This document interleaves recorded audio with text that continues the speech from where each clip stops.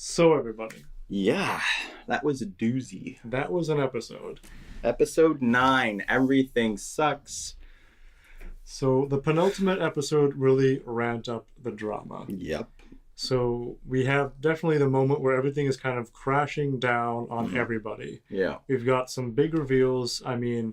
It's kind of interesting again. It's like the giving and taking back because you finally have what should be Emmeline and Kate Having able their to be happy. happy. Yeah, in some ways, the happiness moment of the show, right? Because in a lot of Right. ways, Kate is kind of our main character, and she's going through the hardest journey, and she meets her. She gets what she wants. She gets her basically. Wonder Woman. Yeah. And then you have Luke just totally going off the rails, becoming the asshole, becoming Yeah. the anti-hero. Yeah. And then you get Ken just completely devastated. He's falling to pieces. I don't know if that's a 90s song or a 2000s song. It sounds like a 1930s song. The way you just did that, so I don't know what that... Anyway. Yes, Ken's falling to pieces. Obviously, all the kids find out about the parental boning. And in a very fantastic fashion we should have started this with us in our tighty whities dancing about. No. And then it's the final scene, incredibly powerful, very culminating moment. Well, it's interesting. As they were walking at this place, my first thought, I was like, my first thought was, oh, she's going to show him where her mom died. And then I was like, well, that's weird because she didn't die in a car accident. And I was like, oh.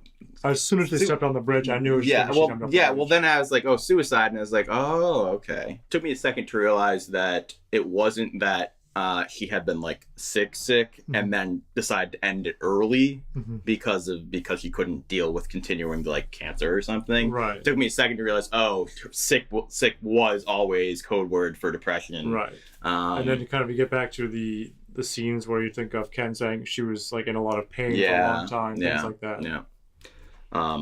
Certainly adds another layer to all of this for sure. And another layer to Kate as a whole. Yeah, and Kate the actress did a phenomenal job with that scene. I mean, I'm pretty sure she was 13 when she filmed all this. It's the Rowan effect. Oh my God. So amazing. Honestly, I almost think it's an insult to bring up Rowan in conjunction with this, to be honest. I think that this is a whole other level. Yeah, and I can see that. But... I don't know. I think they just did a phenomenal job. I will say, this is a little bit of a tangent, but I feel like it's a worthwhile tangent. A show came out on Netflix a few weeks before this one called The End of the Fucking World. It involves it's a coming of age story where the characters have incredibly similar backstories to the characters in this show, to the point where I was distracted during this scene. I don't understand how exactly that happened. Well, you see, it's the same writers, but they didn't know how to do it, so they just did it twice.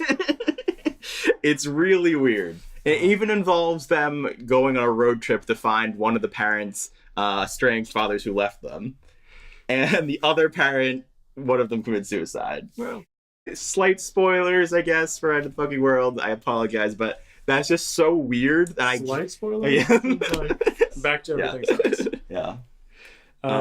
The show didn't suck this week. No. I mean, we've got one episode left. Yeah. I mean, I just have no clue how they're going to wrap this up with a bow. Yeah. But this has been a journey. Well, I mean, I don't think they are going to wrap it up with a bow.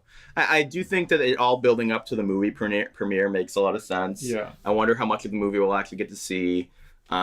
I meant to bring up a last video, and I just remembered that it's interesting that Oliver's taken out of this, where in a lot of ways Oliver's the reason the movie happened at all, and then it evolved beyond him, and now they don't need the movie. Yeah, it's interesting.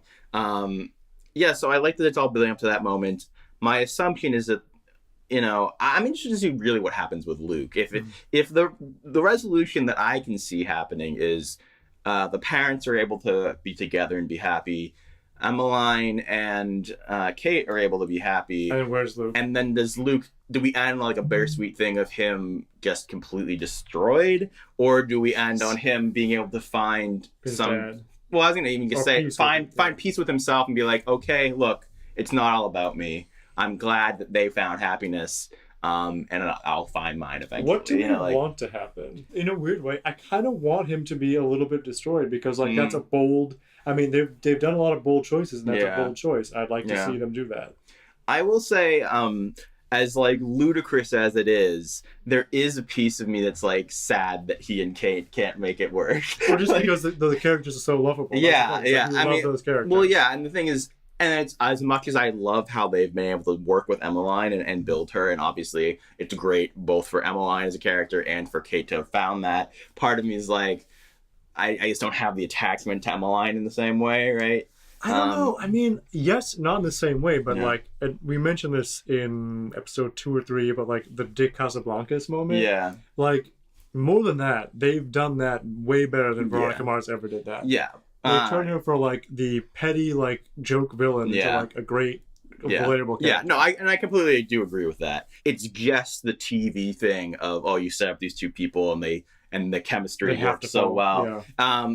No, I was saying that's the only thing pulling me with Luke and Kate, that their chemistry works so well that like but like realistically, I know that in both in the real world and just in general for these characters that this is the right move for everyone. Right. Yeah.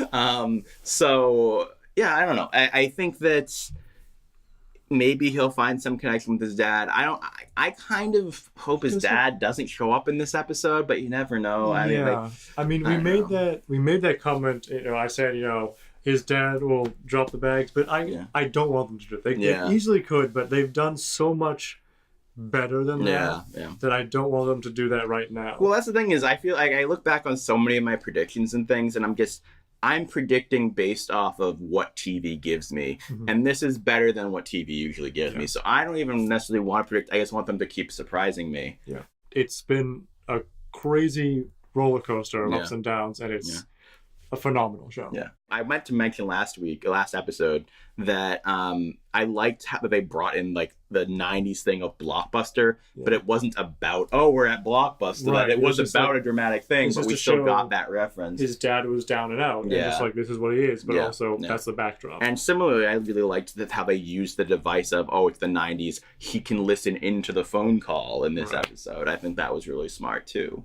Mm-hmm. Just great acting by everybody. We talked about how great Kate was. I think Luke did a great job he's really good at being the asshole. Yeah. Like the opening scene with him and Ken, I think was really well done. Yeah. Yeah.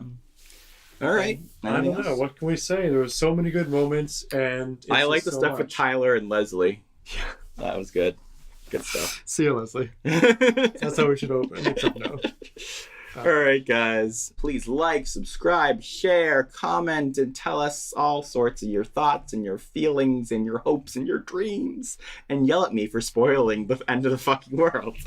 Thanks, guys. I'm Dan. And I'm Keith. And until next time. We hope you're doing okay.